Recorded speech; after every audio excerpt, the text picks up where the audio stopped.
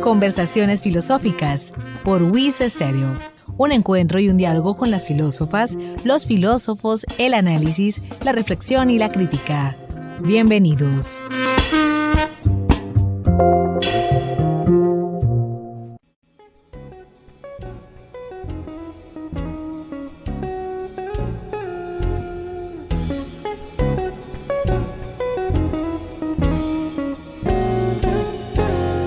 Amables oyentes, bienvenidos a Conversaciones Filosóficas desde la Escuela de Filosofía de la Universidad Industrial de Santander.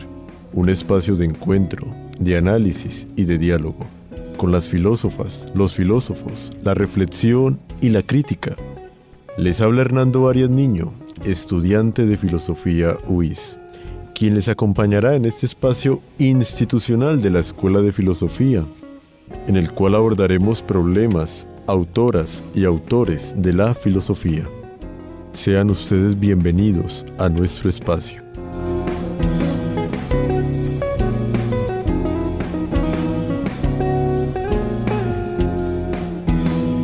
En el programa de hoy nos acompañará el doctor Ramiro Pinzón Acela, doctor en Derecho y Ciencias Sociales de la Universidad Libre de Colombia, juez, magistrado, y actualmente docente universitario de la Escuela de Derecho.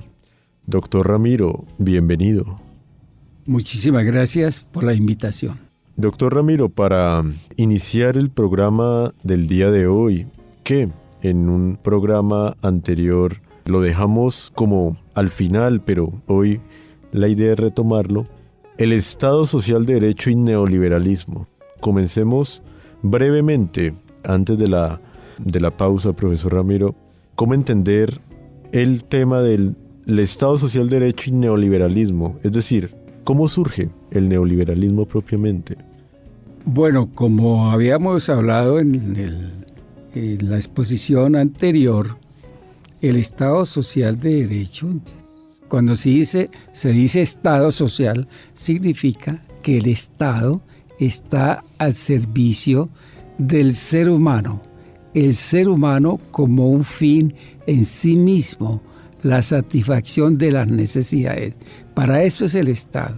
El Estado entendido como la comunidad jurídicamente organizada, al servicio del ser humano. Entonces, ahí empieza a establecerse una gran diferencia con lo que se denomina la globalización económica. Resulta que hay que tener en cuenta dos conceptos de la globalización. Una globalización propiamente dicha, que se genera como producto del desarrollo de las fuerzas productivas, de la ciencia y la tecnología. La globalización, por ejemplo, del Internet. El Internet es un instrumento producto de la globalización, los satélites, todo ello, entonces es ya un mundo globalizado, producto del desarrollo de la ciencia y la tecnología. Pero luego viene una globalización de tipo económico. Esta globalización de tipo económico tiene su origen de 1947 con una sociedad organizada en Suiza, en una ciudad pequeña que se llama Montpellerin. En Montpellerin se reunieron 36 intelectuales, entre ellos estaba Friedrich Hayek. Hayek es un austriaco, Milton Friedman, norteamericano, Buchanan y Toulon, Nozick, Popper, y establecieron entonces una sociedad en donde prácticamente venían a diseñar una sociedad donde se promovía promotores del individualismo. Era el individualismo, el hombre juez de sí mismo.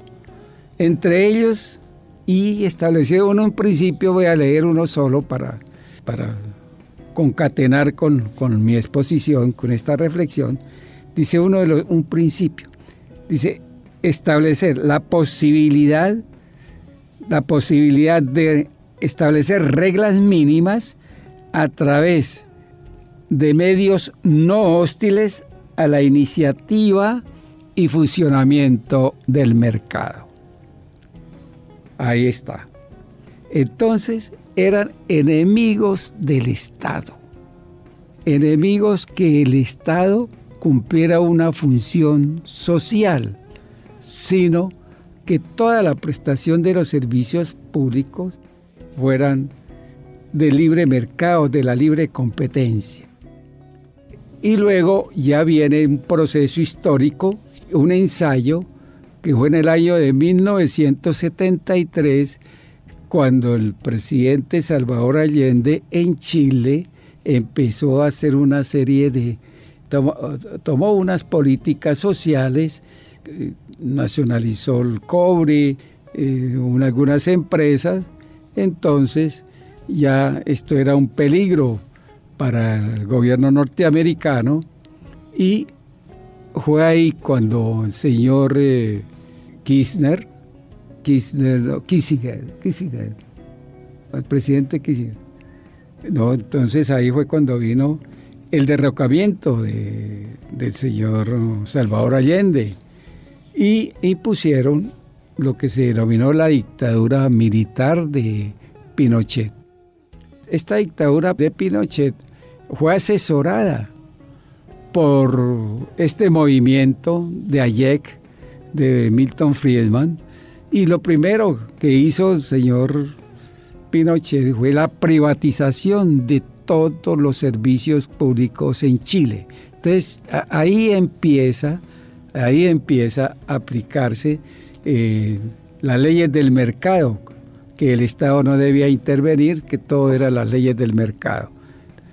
Luego, ya en 1980, se viene a establecer, a consagrar lo que se denomina el Consenso de Washington. En el Consenso de Washington, entonces, los países desarrollados, ante la crisis de la deuda externa de los países subdesarrollados, que contrajeron mucho dinero, muchos préstamos, entonces hubo una crisis en el pago, la deuda externa se convirtió en impagable, entonces se estableció lo que surge ya con el concepto del neoliberalismo. ¿Qué es el neoliberalismo? Entonces el neoliberalismo simplemente es una política económica en donde se sustituye las funciones del Estado por el mercado. Ese es en un término sencillísimo para que el pueblo entienda, los oyentes entiendan. Es la sustitución de las funciones que tiene el Estado por el mercado. Es decir, entonces, señor Estado colombiano, no me preste servicios públicos, por ejemplo, las telecomunicaciones. Y así fue cuando empezaron y privatizaron a Telecom. Entonces ya vienen las multinacionales, el gobierno de las multinacionales. Estado colombiano entonces no preste los servicios de salud. Entonces ya viene la ley 100 y privatiza los servicios de salud. De educación, también viene la privatización de la educación. Entonces, aquí en Santander teníamos una empresa de Ecogas, me acuerdo tanto, y con esta política neoliberal de privatizaciones se la entregaron al Grupo Fenosa de España. Entonces, ahí es cuando empieza a sustituirse las funciones del Estado por el mercado. Entonces, ¿para qué el Estado? Entonces se convirtió el Estado simplemente en seguridad. El Estado presta seguridad, policía, ejército, justicia. Entonces a eso se limita el Estado. Prácticamente es un Estado vacío. Se quedó sin con qué. Sin con qué, porque no eran las funciones que tiene el Estado. Entonces ahí es donde surge prácticamente la política económica neoliberal.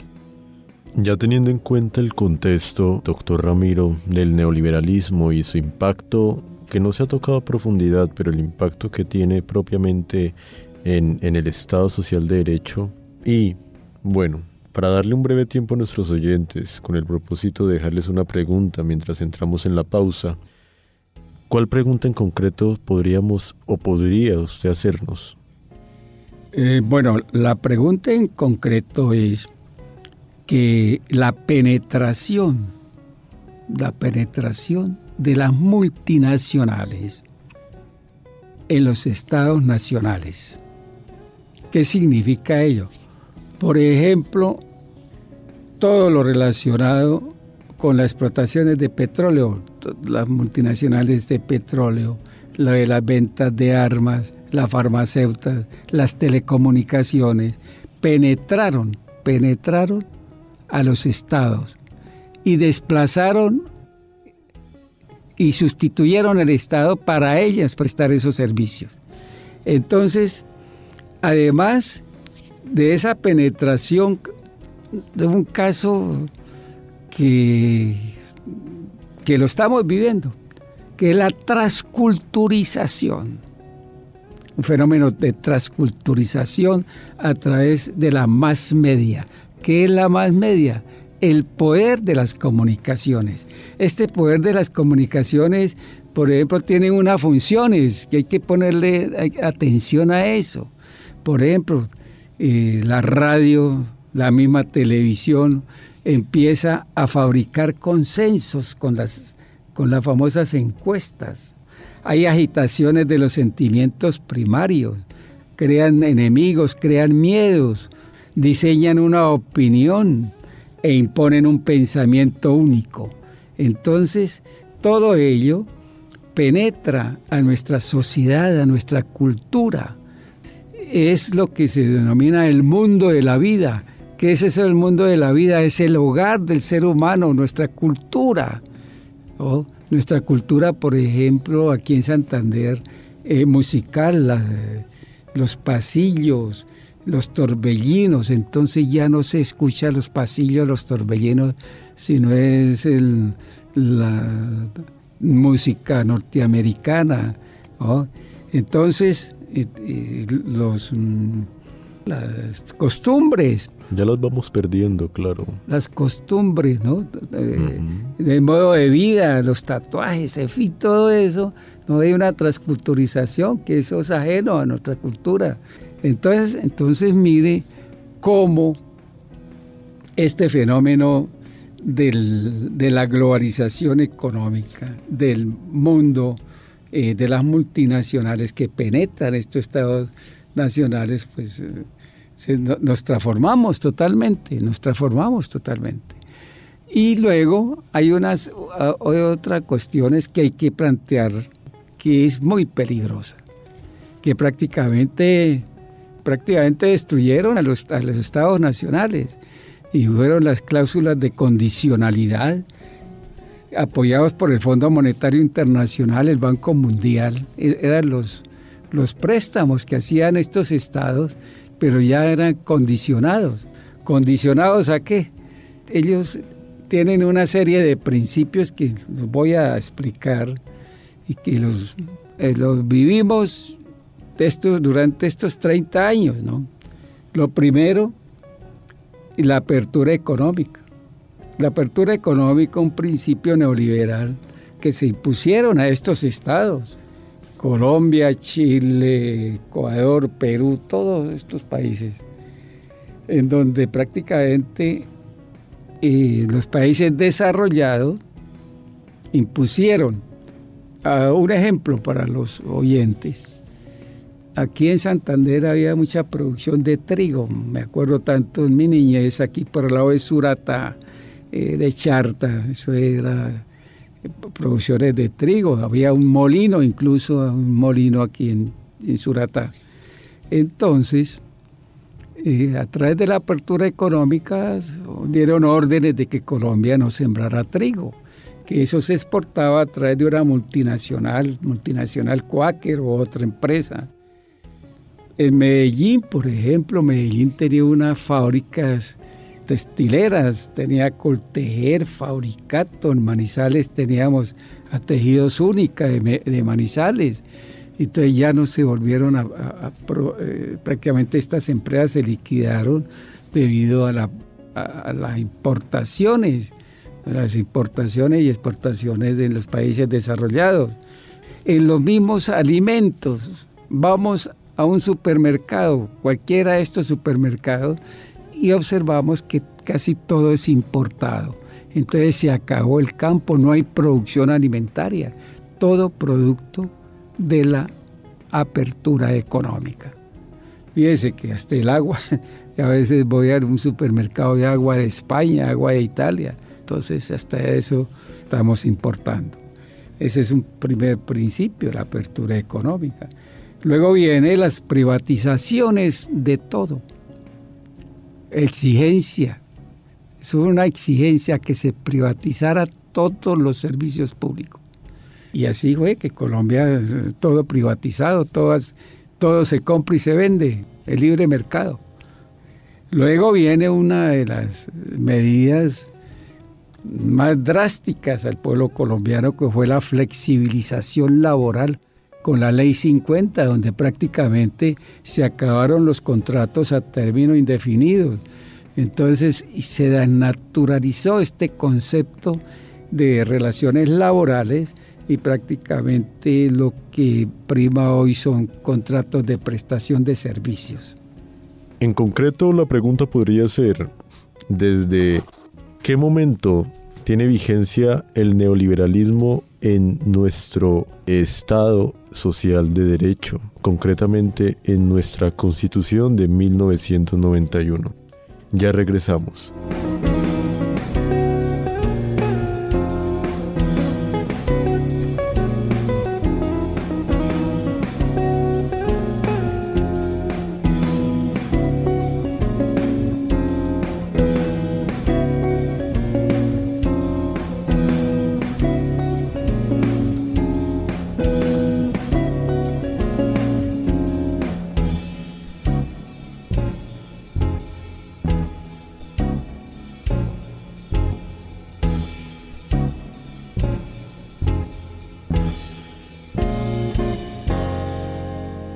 Amables oyentes, están en sintonía los 96.9 MHz WIS Estéreo, la voz de la universidad.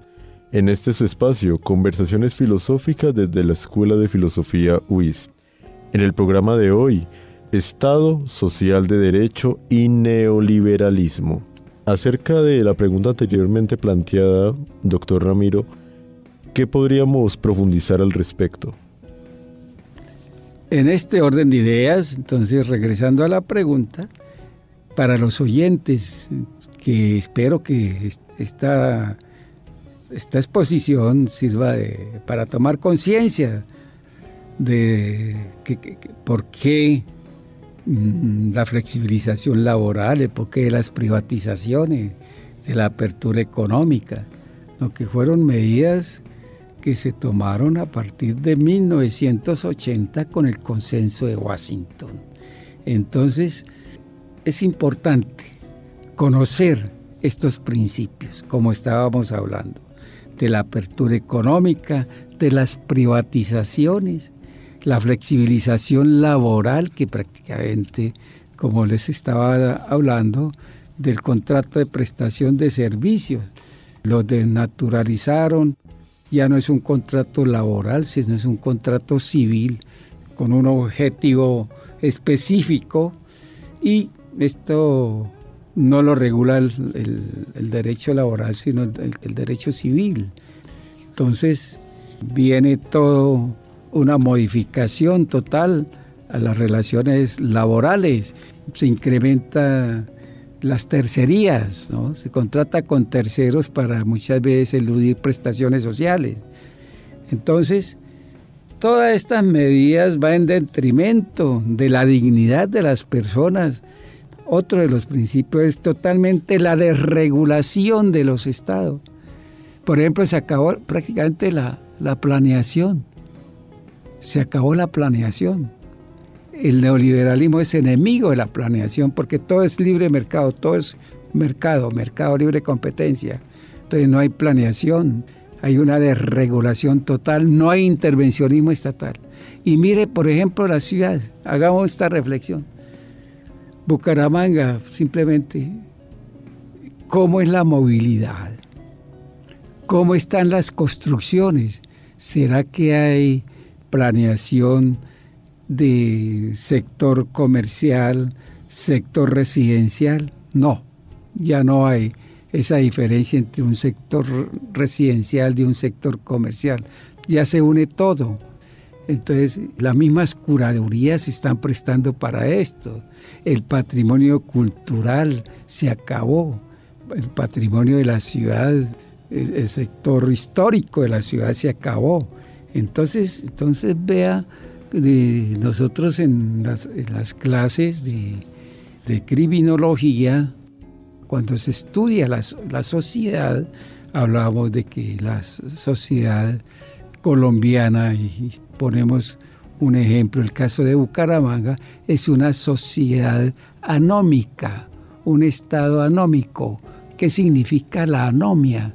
La anomia es ausencia de normas, o si existen normas, no se cumplen. El caso de la movilidad, por ejemplo. Es un caos total en la movilidad. En las construcciones no hay ninguna selección entre el sector residencial y el sector comercial. Entonces, ¿por qué? Porque la política neoliberal es esa, ¿no? Enemigo de la planeación, enemigo de que se regule, de la intervención. Y luego, por último, hay el incremento de impuestos. Bueno, se incrementan los impuestos que para fundar colegios públicos, para fundar universidades, no, para pagar la deuda externa. Y mire lo importante, por ejemplo, en la educación, en las universidades. La última universidad que se fundó pública fue la del Cesar en 1990. La última. Es la Universidad Popular del Cesar. No se volvieron a fundar universidades. Ahora con este gobierno entonces se ha regionalizado. Por ejemplo, la Universidad Nacional tiene sus sedes en Putumayo, en Buenaventura. La Universidad del Valle acaba de tener sede en un municipio que se llama Suárez, el Cauca. Entonces la UIS tiene pues aquí en El Socorro, en Málaga, en Barbosa. Entonces tiene sus sedes en las regiones. Entonces vea, todo eso por las políticas del gobierno nacional de no fundar más universidades. Entonces, estos principios es lo que muchos teóricos hablan, que es la destrucción del ser humano, es la destrucción de su dignidad. Entonces, por eso hay que rescatar la razón, por eso hay que otras formas de diseño político, ¿no? Aquí hay un Estado social de derecho, pero tenemos una famosa democracia que se llama representativa, pero resulta que no es representativa, sino es corporativa, porque representa muchas veces esos señores a los voceros de las multinacionales. Entonces, lo que se debe construir es la democracia participativa y el poder popular. Estimado doctor Ramiro, creo que hemos podido profundizar ese impacto que ha tenido el neoliberalismo en nuestra Constitución. Claro, ha repercutido sí o sí en los demás órganos pues internacionales, pero en concreto creo que lo pudimos aterrizar en plenitud en la Constitución de 1991. Creo que quedarían muchísimas más cosas para profundizar, doctor Ramiro. De verdad esperamos poder volver a contar con su participación para el espacio mismo del programa Conversaciones Filosóficas. Creo que ha sido de un gran espacio donde hemos podido relacionar esos mismos escenarios donde, claro, la filosofía tampoco es ajena al derecho, el derecho tampoco es la filosofía, porque ahí está la voz de la reflexión y la crítica, propiamente. Esperamos contar nuevamente con su participación en nuestro espacio y su espacio, profesor Ramiro. Muchísimas gracias y estaré atento a cualquier otra invitación. Muchísimas gracias, doctor Ramiro. Gracias por su sintonía. Los invitamos a una nueva edición del programa institucional de la Escuela de Filosofía UIS. Con ustedes hasta este momento les acompañó Hernando Arias Niño.